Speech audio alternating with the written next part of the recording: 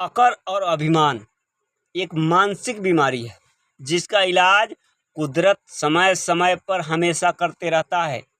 वो जो है ना रिसाइकिल, वो हमेशा साइकिल की चैन की तरह है, एक आता है और एक जाता है। वो चैन की तरह है, आज अगर तुमने अभिमान किया तो कल उसे झेलने के लिए तैयार रहना पड़ेगा। नमस्कार दोस्तों, पहाड़ों पर बैठकर तप करना इतना सरल है कि कुछ कहना नहीं।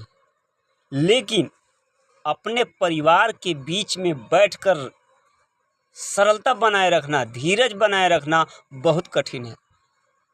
पहाड़ों पर बैठकर तप करना तो इतना सरल हो गया, और परिवार के बीच में रहकर धैर्य बनाए रखना क्यों इतना कठिन है? बहुत कठिन है। और उससे भी कठिन है कि कोई अच्छी बात अगर आपको बताता है और उसको आप ध्यान लगाकर सुनते हैं तो आपको बहुत सारी कठिनाइयों का सामना करना पड़ेगा। दोस्तों, जब कोई दिल दुखाए ना तो वहाँ पर चुप रहना बेहतर हो जाता है, क्योंकि जिन्हें हम जवाब नहीं देते हैं ना तो उस वक्त का हिसाब, पाई का हिसाब वह वक्त उनको ज़रूर देता है। ये बात आपको गांठ बांध लेनी है। अगर आप अच्छी बात सुनते हो तो अमल भी किया करो, और नहीं सुनते हो, भगा देते हो, स्क्रॉल डाउन कर देते हो तो कोई बात नहीं है, आप बहुत अच्छे आदमी हो। बहुत कुछ खोना पड़ता है ज़िंदगी में, बहुत कुछ खोना पड़ता है ज़िंदगी में, तब जाकर खुद से मुलाकात होती है। हम खुद स्वयं सामने दिख रहे हैं, लेकिन हम क्या हैं वो हमें ही नहीं मालूम है। हमारे अंदर का व्यक्तित्व क्या है, आपके सामने हम किस तरह से पेश आएंगे, ये हम खुद ही नहीं जानते हैं। जब तक हम अपने आप की गहराई में उतरेंगे नहीं, यहाँ तक हम पहुँच ही नहीं सकते, हम जान ही नहीं सकते। क्योंकि हमारा कर्म इतना काबिल हो जाता है, जितना हम अच्छा कर्म करते हैं, कर्म बहुत ध्यान से कीजिए, क्योंकि ना किसी की दुआ खाली जाती है और ना बद्दुआ खाली जाती है। दुआ तो आपको काम आएगी, लेकिन बद्दुआ जिंदगी भर परेशान करेगी। एक बार की बात है, इंसान ने वक्त से पूछा कि मैं हार क्यों जाता हूँ, तो वक्त ने बहुत ही नम्रता से जवाब दिया कि धूप हो या छाँव हो, काली रात हो या बरसात हो, मैं हर वक्त चलता रहता हूँ। तू भी मेरे साथ चल, तू कभी नहीं हारेगा। जीवन में हर बार तुझे जीत ही मिलेगी, लेकिन करना तो तुझे यही पड़ेगा कि मेरी तरह हमेशा ही चलना पड़ेगा। तुम्हें रुकना नहीं है, नदी की तरह बहना पड़ेगा, हवा की तरह बहते रहना पड़ेगा। इसी तरह वक्त के साथ चलते रहना पड़ेगा, वक्त जहाँ भी लेके चले। कभी कभी किसी पर आंख बंद करके भरोसा करना भी हमारी बहुत बड़ी नादानी हो जाती है। भरोसा नहीं करना चाहिए हर किसी पर, क्योंकि ये दुनिया इतनी अच्छी भी नहीं है जितने कि हम समझ लेते हैं। ये भरोसे के लायक यह दुनिया है ही नहीं। पहले जांचे परखे फिर भरोसा करें, क्योंकि ये दुनिया भरोसे के लायक तो बिल्कुल है ही नहीं।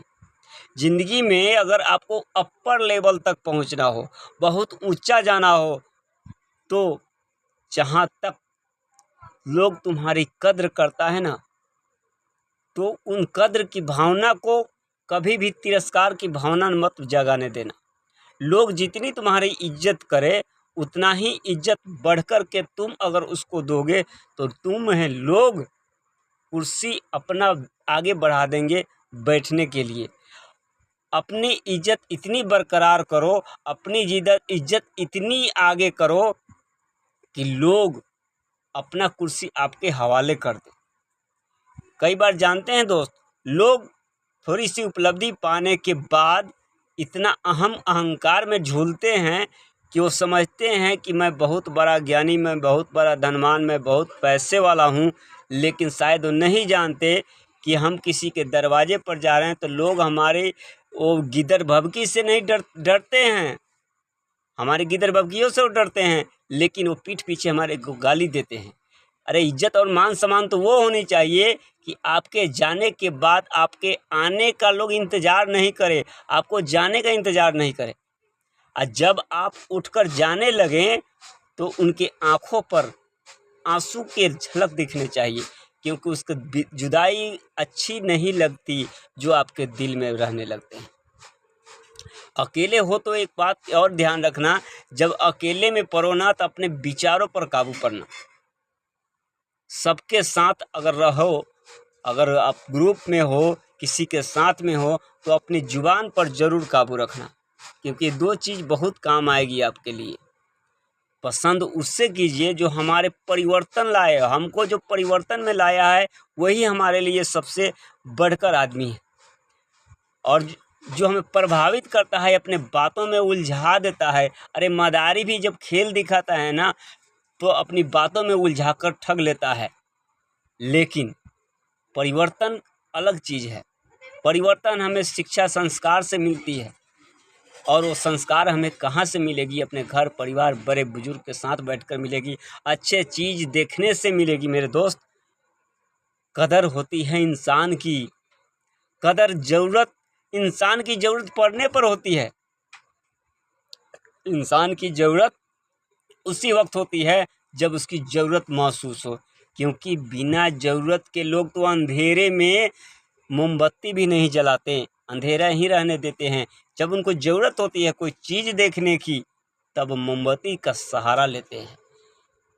जो आपके साथ नहीं होना चाहिए, ऐसा लगता हो तो दूसरे के साथ भी वो चीज़ ना करें जो दूसरे आपको बद्दुआ देने के लिए मजबूर हो जाए।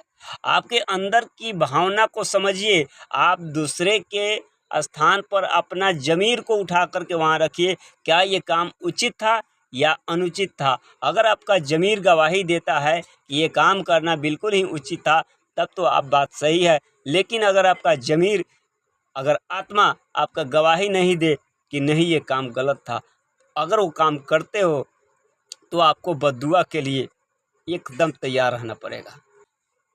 और एक छोटी सी बात जाते जाते मैं कह रहा हूँ कि दूसरे के घर जाकर पंचायती वही लोग करते हैं जिनकी खुद के घर में कोई इज्जत नहीं होती है।